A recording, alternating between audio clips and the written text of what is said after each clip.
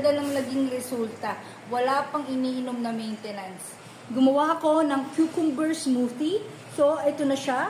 Meron siyang kalahating pepino lang nilagay ko dyan. Kalahating lemon. Nag-squeeze ako ng kalahating lemon. Nilagyan ko rin siya ng fenugreek at flax sa seed na nakagrind na.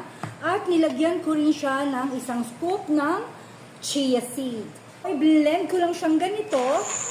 Yan. And then, ito ang iinumin natin sa ngayon. So, since na medyo maasim siya, lalagyan natin siya ng isang sachet ng Equal Gold para magkaroon siya ng konting tamis. Bago na muna natin inumin to, i-check na muna natin ang baseline ng ating blood sugar.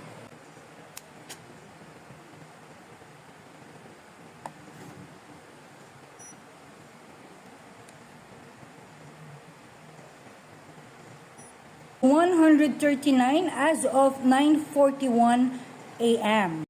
Iinumin na muna natin to at babalik tayo after 1 hour para makita natin kung ano ba ang naitulong nitong ginawa kong cucumber smoothie sa ating blood sugar.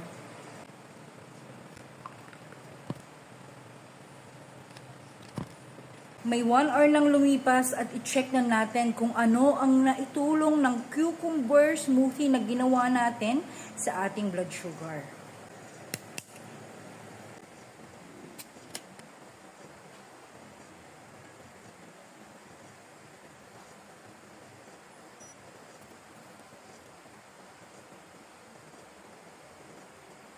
$117 as of 10:52 a.m. Wow, ang ganda. Ganda na itutulong ng cucumber na may fenugreek, flaxseed, lemon, chia seed. Ang sachet lang yun ng equal. Okay na. Ganda lang naging resulta.